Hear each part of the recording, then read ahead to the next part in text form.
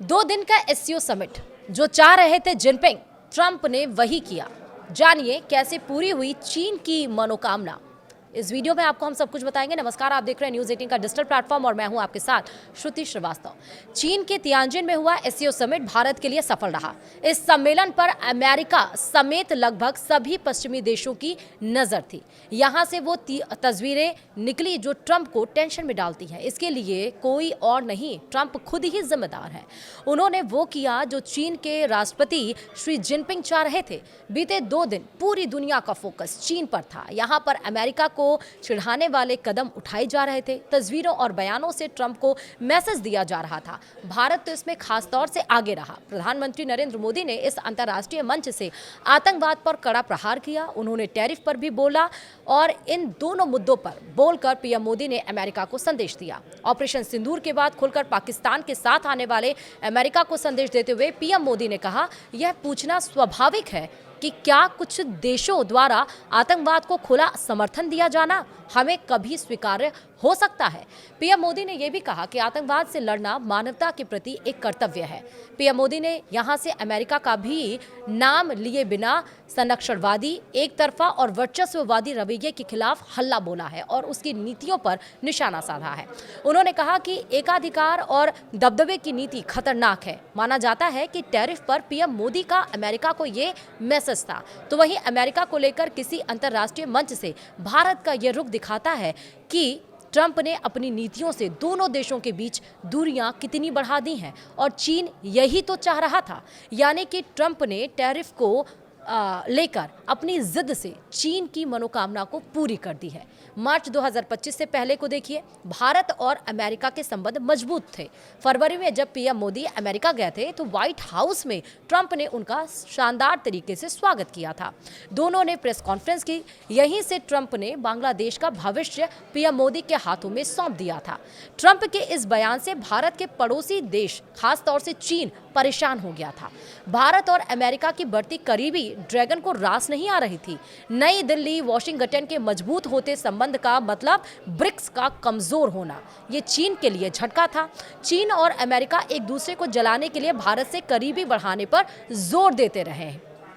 इनमें से जिस भी देश के साथ भारत के संबंध मधुर समझिए, दुनिया में उसका ही दबदबा। यानी भारत का चीन के साथ रिश्तों के मजबूत होने का मतलब है कि दुनिया की 3 महाशक्तियां एक साथ, हाथी, ड्रैगन और रूस।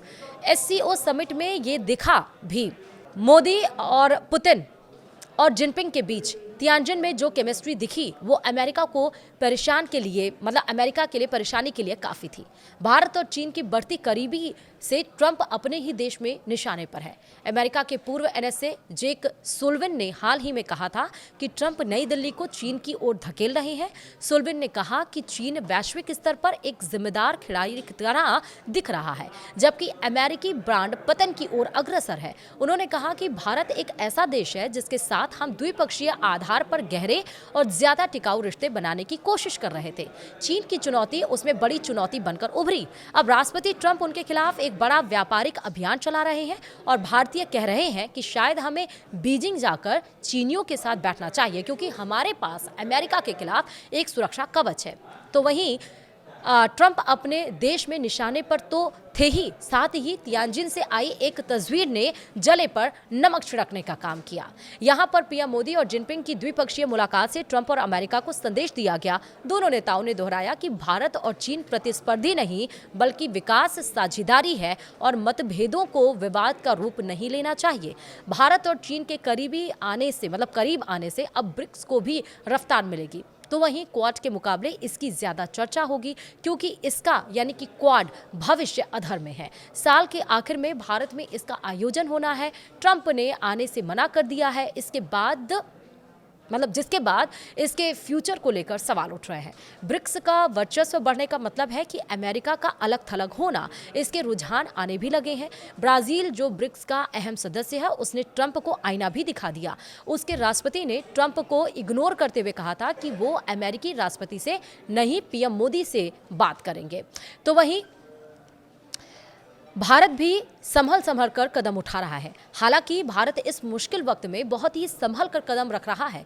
वो ना तो क्वाड को खत्म मान रहा है और ना ही ब्रिक्स को बहुत ज्यादा तवज्जो दे रहा है। यही वजह है कि बुधवार को चीन में होने वाली सैन्य परेड में उसने हिस्सा नहीं लेने का फैसला किया है। चीन जापान पर जीत के जश्न के रूप में ये परेड निकालता है। भारत इसमें हिस्सा लेकर क्वाड के सदस्य जापान को नाराज नहीं करना चाहता है। लेकिन इन सब जो हमने आपको बातें बताई इस पूरी डिटेल में, एक बात तो साफ हो गई कि जिनपिंग जो चाह रहे थे कि भारत और अमेरिका की जो दोस्ती इतनी करीबी बढ़ रही थी जिससे चीन खतरा महसूस कर रहा था, अब एससीओ समिट से चीन ने वो फायदा तो जरूर उठा लिया है। वीडियो में इतना ही। नमस्कार।